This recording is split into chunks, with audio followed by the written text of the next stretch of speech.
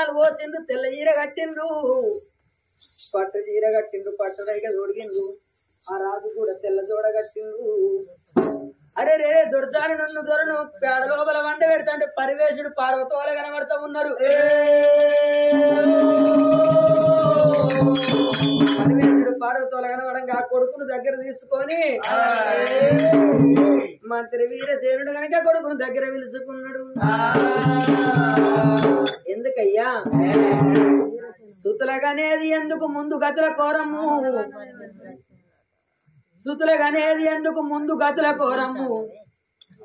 కొడుకులగనేది ఎందుకు కొర్రి పెట్టడానికి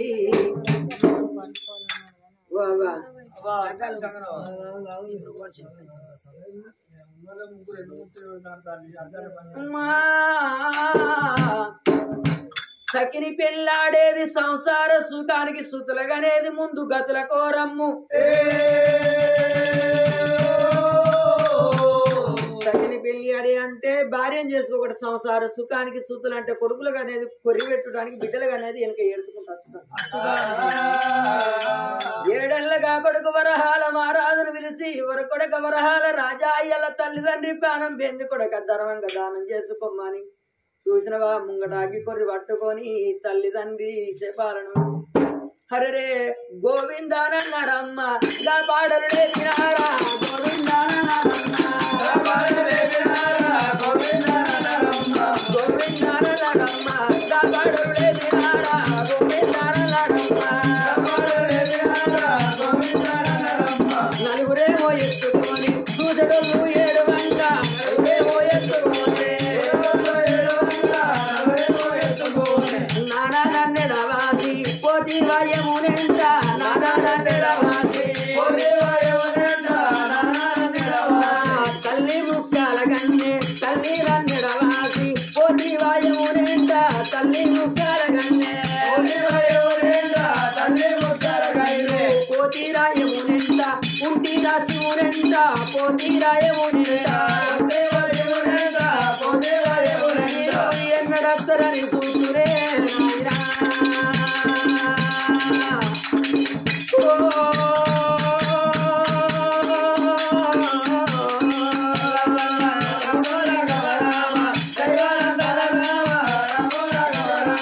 నాయనా పౌడసేన రాజా నా తల్లి ముఖ్యాల గానే మీరు ఇద్దరు ఒకసారి రమ్మంటే పదవన్న సందం వెళ్ళిపోయినరా మీరు పోతి రాయమును తోటి మీరు ఉంటి రాశివుని తోటి అని ఎడుచుకుంటా వాడలెల్లుతున్నారమ్మా నీడలెల్లుతున్నారేమో వాడలెల్లుతున్నారమ్మా ఆ తల్లిని గలవలకెళ్ళి తీయంగా గలవంత చిన్న పోతుంది వాడపోండు ఓంగ వాడంత చిన్న పోతుంది ఊళ్ళకెళ్ళి ఓంగ ఊరంతా చిన్న పోతుంది భార్య భర్తలు పట్టుకొని పోతంటే అందుకే అన్నారవ్వా చనిపోయిన శవం అంటే శివుని తోడి సమానం అన్నారు చనిపోయిన వాళ్ళ ముఖం చూస్తే ఊరికే పల్లెకే కానీ పోంగ చనిపోయిన వాళ్ళ ముఖం చూస్తే చాలా అంత పుణ్యం జరుగుతుందని ఆలమ్మ ప్రజవారు వాళ్ళ లెక్క చూస్తాను కోటమ్మ ప్రజవారు కొమ్మ లెక్క చూస్తాను మిగిలిన ప్రజవారు మిద్దల మీద లెక్క చూస్తూ ఉన్నారు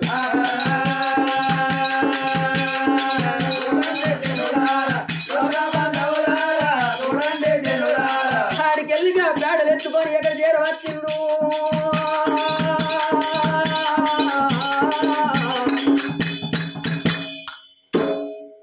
దింపుడు గల్లమన్నది అలనాడు పుట్టింది ఇలనాడు పుట్టలేదు అరే రే దింపుడు గల్లాల కాడ వాళ్ళు చేరవచ్చినారా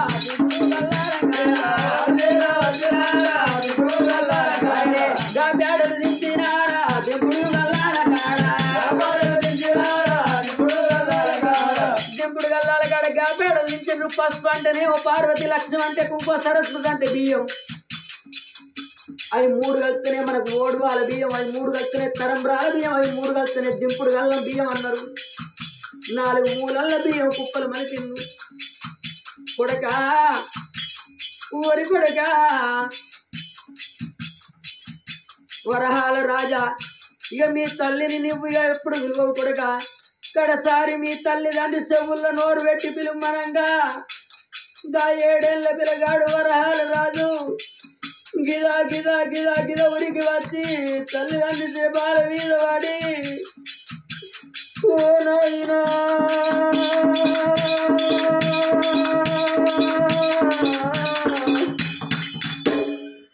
నాయనా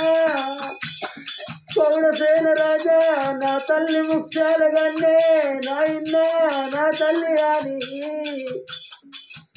తల్లి మీద వాడిగా బాలుడు 3 సార్లు పిలిచినాక ఆ 22 రోజుల బిడ్డే గా బిడ్డను తీసి తల్లిదండ్రి ఎడబొచ్చ విధేయంగా తల్లి ప్రాణం పేన సంగతి గా బిడ్డకి వెనక తల్లి ఎడబొచ్చ విధేయంగా బిడ్డ పాల కొడుకుగా బిడ్డ బాగులాడుతున్నా క్యావంటగా బిడ్డ క్యావు కూతలేదే క్యావు క్యావు క్యావు బిడ్డ తల్లి ఎడబొచ్చ మీద క్యావు కూతలేస్తుంది పాల కొడుకుగా బిడ్డ బాగులాడుతుంది ఆ బిడ్డ 22 రోజుల బిడ్డ 7 చూసేటోళ్ళ గుండెలు ఊడిపోయి చూసే ప్రజవారందరూ ఎడతాండ్రే అమ్మా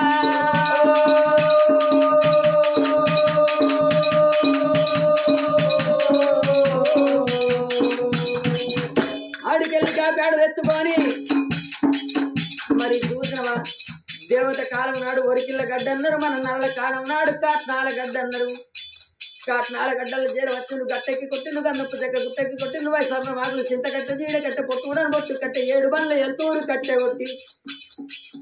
సిరిగంధపు చెక్కలు కొట్టి మరి కన్న తల్లి కన్న తండ్రి పేరు మీద కాట్నాలు వేరిపించి కాట్నం లోపల కన్న తల్లిని కన్న తండ్రిని పెట్టించి తలాపు రేవుల తరగోరు వరిసి మనిషికో దిక్కు అగ్గంట పెడతంటే అరే రే బరబార కాట్నమే మాయమ్మ బరబార కాట్నమే మాయమ్మ మండుగా ఉన్నది రామ